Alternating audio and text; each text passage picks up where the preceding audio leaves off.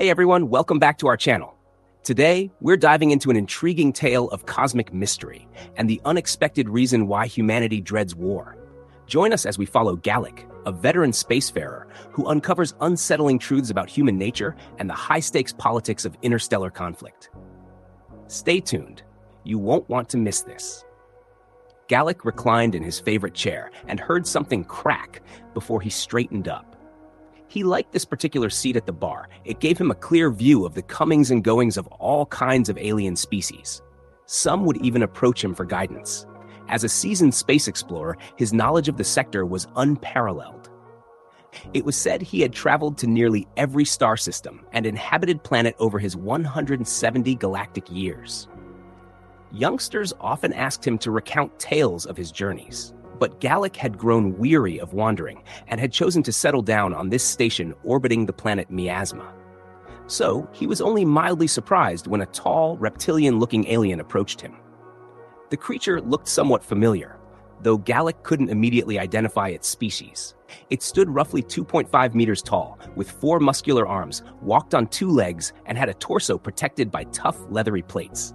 Its triangular head featured a flat face with 6 eyes, 2 nostrils, and a broad mouth lined with dozens of small, razor-sharp teeth. 4 prominent fangs protruded from both the upper and lower jaws. It wore only a pair of boots, rugged pants, and a utility harness strapped across its chest. "You are Gallic of Tharo," the alien stated bluntly.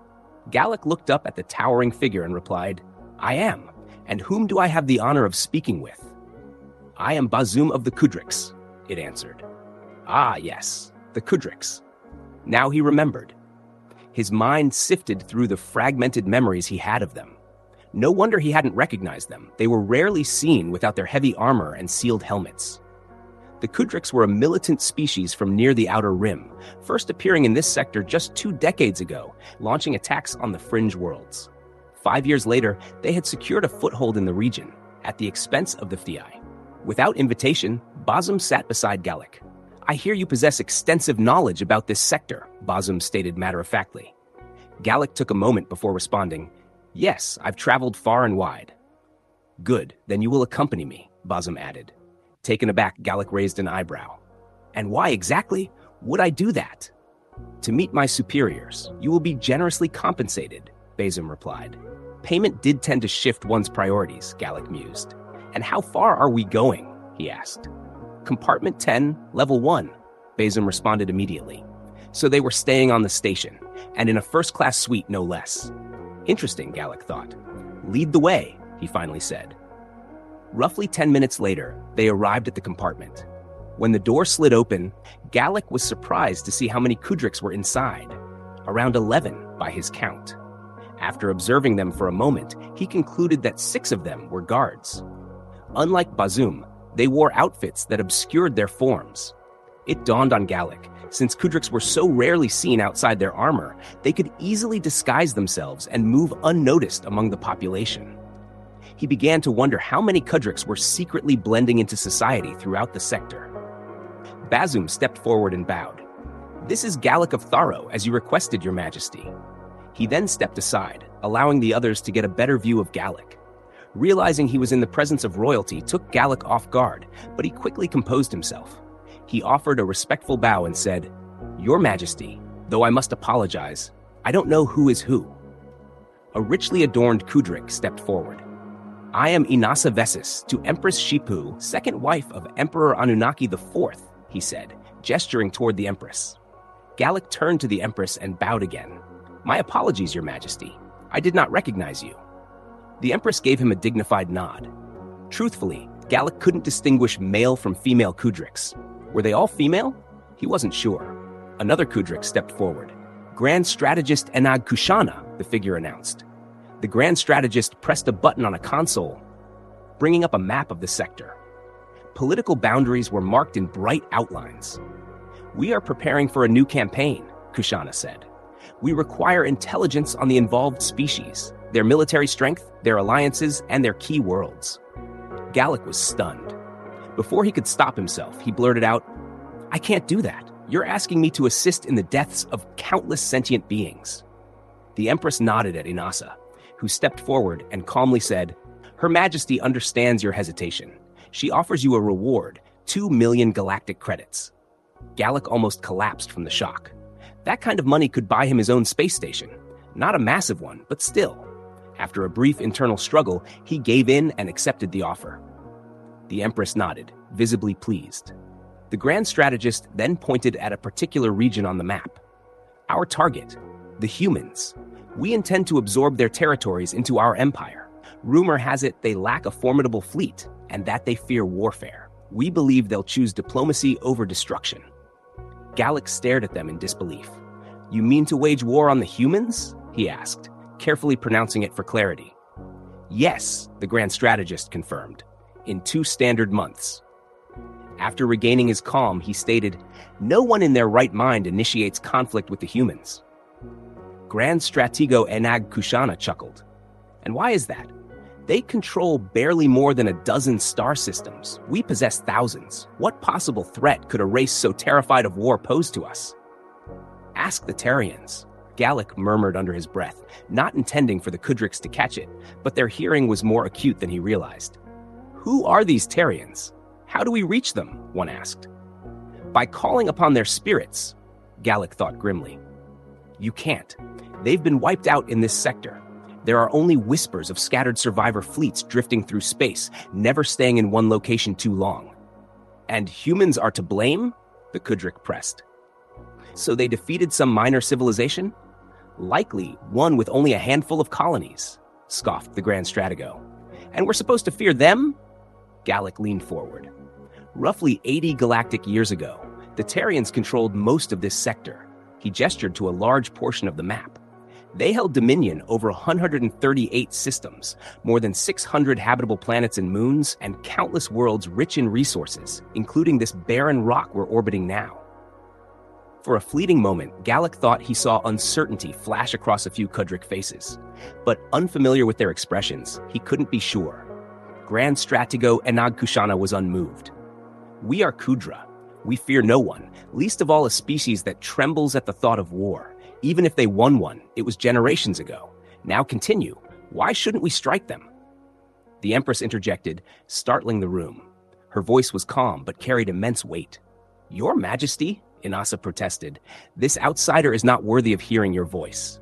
The Grand Stratego added, with respect, Empress, your presence here is ceremonial. You hold no executive role in this meeting. The Empress fixed them with a cold stare. Ordinarily, yes. But I believe this matter is significant enough that the Emperor himself should hear all the facts, not a filtered version shaped by your preferences. Then, turning directly to the Stratego, she asked, shall I contact the Emperor and inform him that you dismissed a warning from the Thunk and tried to silence me? Gallic silently admired her resolve. I like her, he thought. The 2 Kudriks fell silent, returning their attention to Gallic. Please continue, the Empress instructed. With a respectful bow, Gallic began again. Humans don't fear war because of what others might do to them. They fear it because of what it brings out in themselves. He paused. I once had a human companion, long ago. He explained it to me. Much like the Terrians, you see, his people assumed humans were weak, easy prey. Gallic leaned in. The humans had only just joined the interstellar community, barely beginning their journey beyond their home system. When the Terrians learned it had taken humans nearly 200 years to move past their cradle world, they assumed they were primitive, not very bright. He took a breath. But what they didn't realize was that the delay wasn't due to ignorance. It was because humanity had spent most of that time in conflict with itself. They were constantly at war, internal battles, political disputes, ideological clashes, civil wars. The Empress raised a brow. So they were engaged in a global civil war for centuries? No, Your Majesty, Gallic replied. They were never unified to begin with. A single world, divided into countless governments. They only formed a unified front after discovering that other intelligent species existed. He continued, it happened by accident. A damaged vessel fell out of faster-than-light travel and crashed in their solar system. The crew had perished, so the only thing left to study was the ship itself. And humans did what they do best.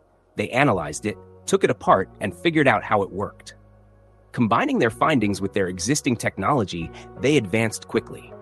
They had dreamed of finding life beyond their world for generations, Gallic added. So when they finally did, they were overjoyed. They sought friendship. They shared knowledge. They traded freely. He sighed. Then came the Tarians. A fleet arrived without warning. They attacked Earth, the human homeworld. The Kudriks remained quiet. The humans were devastated at first. Casualties were massive, but they weren't defenseless. They had fought each other for millennia. They were masters of ground warfare, but novices in space combat. It took them months to repel the invaders. Gallic paused, watching the room. Both sides paid a steep price, but I've heard stories that Tarian survivors were mentally scarred by the experience, especially those who faced humans in close combat. As a final act of cruelty, the Tarians launched a biological missile at Earth. It triggered a massive ecological catastrophe. Huge portions of the planet were rendered lifeless. But the biological agent was less effective than expected, because humans had centuries of experience combating plagues. It made them sick, yes, but it only claimed their most vulnerable. Gallic's voice grew quiet. Among the dead were many human children. He paused again before finishing. My human friend once told me they could have forgiven the invasion. It wasn't unlike their own historical conflicts. They might have responded to the ecological attack with a limited counterstrike. But after that, he left the thought hanging. The Tarians had slaughtered their children by the millions, and that was what truly ignited the humans' fury. Most civilizations have one or two terms for revenge. Humans, they have dozens, and none of them suggest mercy. Gook continued. Vendetta, retribution, reprisal, retaliation, vengeance, an eye for an eye. The list goes on. But what the Tarians unleashed brought out something far more sinister, a kind of wrath humans refer to as blood vengeance. It meant nothing short of Tarian blood could settle the score. My human friend once explained that there's a darkness buried deep within humanity's soul, Guk said. Most of the time, they keep it buried. But when it breaks loose inside one person, they can destroy lives. When it overtakes an entire species, it becomes a catastrophe beyond comprehension. He once walked me through their history. I thought I'd seen enough horrors in my lifetime to be numb. I was wrong, Gook admitted. The atrocities they inflicted on one another were more monstrous than anything I'd ever encountered. And that was against their own kind. Imagine what they do to an enemy race that hurt their children. This act, Gook said grimly, unleashed their worst instincts. It was like collective madness driven by grief. The humans began fusing salvaged Tarian technology with their own. The result? Warships cloaked in midnight black, with wings shaped like ominous birds of prey. Their combat armor mirrored this. Jet black suits with helmets carved into terrifying visages, not just from their own nightmares, but from Tarian mythology as well. This, Guk explained, was part of their psychological warfare. They didn't just fight physically, they targeted the enemy's psyche, not telepathically, but by giving form to your deepest fears. The Tarian survivors were deeply scarred, not just by the fighting, but by how the humans waged war. Where Tarians expected honor and direct confrontation, humans employed subterfuge, misdirection, and psychological manipulation. They were like ghosts, Guk said, striking where least expected, crippling infrastructure, assassinating key leaders, and disappearing before reinforcements could react. But that changed. When human fleets finally emerged from their borders, they didn't arrive silently. They roared. They charged like ancient beasts, making sure the Tarians knew they were coming. And wherever they passed, they left nothing standing, military or civilian. Tarian ships? Gone. Outposts? Obliterated. Industries? Razed. Tarians? Either dead or fleeing. Those who didn't escape were incinerated in nuclear fire or suffocated by the clouds of debris hurled into their skies, some of it from asteroids the humans catapulted at their colonies using mass drivers. Even the abandoned Tarian settlements weren't spared. It was as if, Gook said, they didn't want any trace of the Tarians left. Not even memories. They didn't even bother occupying the worlds they conquered. They destroyed everything, then moved on, leaving the Tarians unsure where the next blow would fall, chasing shadows while the real targets lay elsewhere. But occasionally, the humans did stay, waiting in ambush for Tarian vessels. When those ships arrived, they were torn apart and left adrift, orbiting dead, lifeless worlds. The humans saved the Tarian homeworld for last. After 5 relentless years, the war was nearing its conclusion. They encircled the planet completely. Gallic finished, his voice low. "What became of the Tarian homeworld?" the Empress asked quietly. Gallic simply pointed out the window. "See for yourself. We're orbiting it now." The planet had been renamed by the humans after the war's end. Once their vengeance was fulfilled, once their children were avenged, they finally stepped back from the madness. And only then did they begin to reckon with what they had become. It was genocide, a term drawn from their own dark history that invoked immense hatred for those who committed it. Now, the stain of that atrocity marked their entire species. In response, the humans withdrew, retreating to only the star systems they now occupied. Before pulling back, however, they renamed the Tarian homeworld to Miasma and asked the galactic community to adopt the name as a universal warning. Gaelic explained that no one dared provoke the humans again, so the request was honored. "A warning of what?" one of the Kudik asked. "Of what they are capable of when attacked," Gaelic replied. But that wasn't the full reason. The word miasma came from one of humanity's oldest legends, a word for a form of guilt so profound it tainted an entire bloodline. It wasn't just an individual burden, it was collective, a moral scar carried by all of humanity. Even those born today feel its weight. They had allowed the darkness within them to run rampant, and the results were catastrophic. In their eyes, it wasn't something that could be forgiven, only atoned for. Each year, they commemorate the fall of the Tarian homeworld, not with pride or parades, but as a solemn reminder of what they had done. Their aversion to war isn't born from fear of defeat, but from fear of themselves, of what they might unleash again. Gaelic finished his explanation, noticing only the Empress seemed to truly grasp the gravity of it. The others remained unconvinced. Grand Stratego Eanag Kushan in particular still believed their forces were too powerful to ever be defeated. Meanwhile, JC sat quietly in his favorite chair, reflecting. It had been 3 years since he tried to persuade the Kudrik leadership that waging war on humanity, especially by targeting their children, was a catastrophic mistake. Now that decision was proving fatal. Of the 138 star systems they once governed, fewer than 21 remained under their control. But not all of those territories fell to human conquest. 57 broke away, forming their own independent realm and forging an alliance with the humans. Their leader was a remarkably astute empress who not only heeded JC's warnings but went further. When her arrogant husband allowed Grand Stratego Enshag Kushana to initiate a brutal assault, obliterating multiple human civilian colonies from orbit, she took decisive action. She reached out to humanity with a proposal, one that would allow them to exact justice without repeating past mistakes. She offered to secede from the Empire, bringing with her as many systems as possible, and align with the humans. Her new government would serve as a refuge for Kudrik civilians seeking safety. Her military forces would assist in evacuating those who surrendered, including soldiers. In return, the humans were free to dismantle her husband's empire, however they saw fit.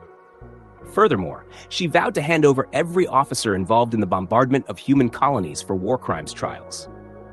Jellic, for one, was eager to witness Grand Stratego Enshag Kushana face justice.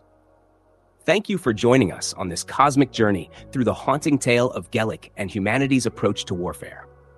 As we've seen, sometimes the true terror of war isn't just what we fear in our enemies, but what we fear in ourselves. If you found this story compelling, don't forget to like, subscribe, and tap the notification bell so you won't miss future episodes. We'd love to hear your thoughts. What would you have done in Gaelic's place?